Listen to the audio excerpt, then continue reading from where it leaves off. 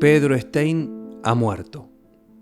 Se estremece el labio y tiembla la pluma ante la sombra de la barbarie que ha llenado una página de horror y de tragedia. Parece que un crepúsculo de sangre hubiera flotado sobre la ciudad triste, sobre los despojos palpitantes del luchador asesinado. Debió llorar hondamente la multitud, enmudecida ante el cadáver. Hay una historia que no ha sido contada y bueno sería empezar a contar.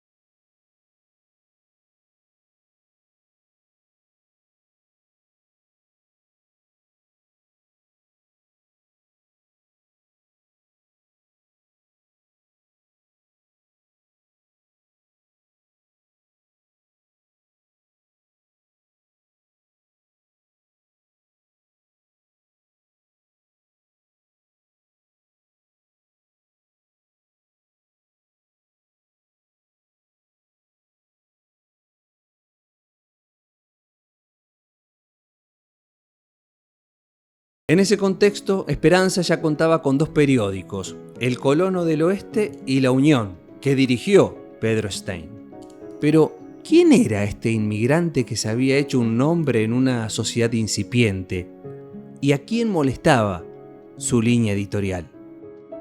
¿Quién era Pedro Stein? Stein era periodista, pero no solo periodista, era también militante político y uno de los más importantes militantes del radicalismo, y había participado de la revolución de 1893, cuando Alem trata de terminar con el enorme fraude que siempre había en las elecciones y el impedimento, sobre todo para extranjeros o de origen extranjeros, que tenían, y que era un núcleo fuerte para el radicalismo naciente a fines del siglo XIX, de participar en elecciones libres. Él llega llega un poco con este oficio, y en esa época el tema de poner un diario ya llevaba mucho trabajo obrero, no solamente el trabajo intelectual.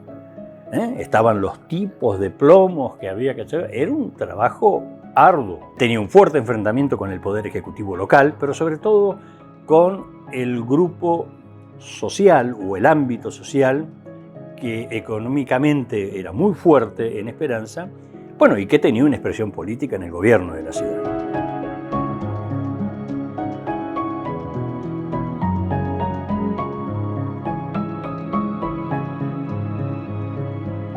Bueno, si ubicamos a Pedro Stein como militante del radicalismo y de las coaliciones que se formaron en torno al radicalismo en esos años, obviamente que a quienes molestaba era lo que hoy llamaríamos así un círculo rojo de esa época. Grandes terratenientes que no tenían precisamente el proyecto de distribución y fácil acceso a la tierra, por un lado. Por el otro lado, en esa época hay un emergente social cada vez más importante, que es la clase obrera, que se genera como consecuencia de la expansión industrial de Esperanza.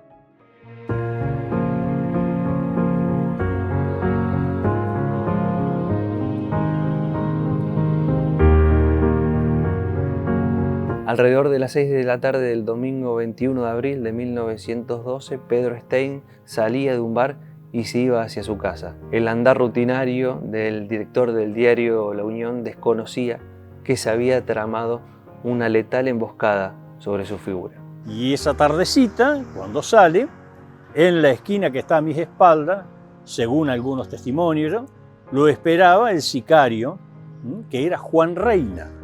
Estaba a caballo, y cuando Stein viene caminando por esta acera, aproximadamente pocos metros antes de llegar a la esquina, acelera a todo galope el sicario y le dispara en la espalda con un 38. Smith y Wesson del especial. Así figura por lo menos en el sumario policial. Y escapa a todo galope. Van a poder capturarlo, detenerlo, porque se le cae el rebenque que tenía unas iniciales, algo así, y eso aparentemente es la señal de que era el matador, que era el asesino.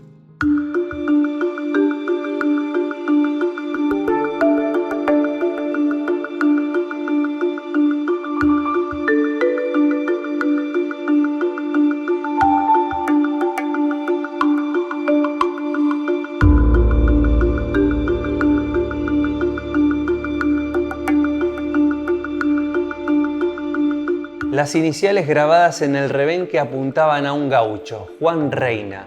Ahora, ¿era posible que un gaucho de la zona porte un arma de ese calibre y con esas características?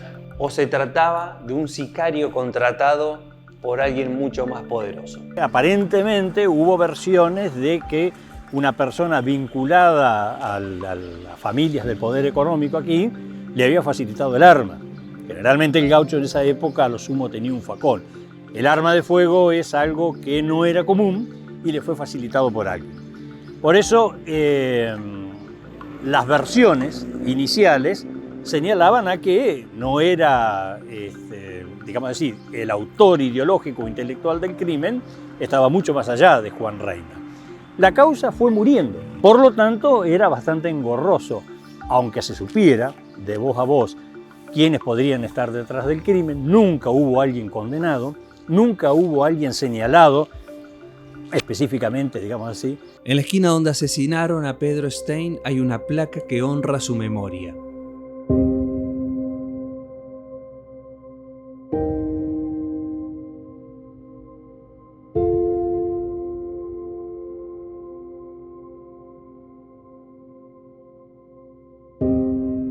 En el cementerio de Esperanza, la tumba de Pedro Stein tiene un epitafio singular: alevosamente asesinado por la espalda en la calle pública de Esperanza.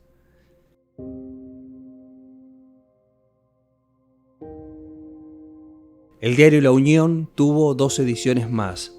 En la crónica inmediata al crimen cierran con una descripción que lo marca de cuerpo entero. Solo la muerte traidora pudo arrebatarle el perpetuo encanto de su genio excepcional y eternamente sonriente. Por su crimen nadie fue condenado, pero su historia forma parte de la historia de Esperanza, y eso significa que su palabra, su compromiso y su valentía perduran en el tiempo e incluso le ganan al olvido.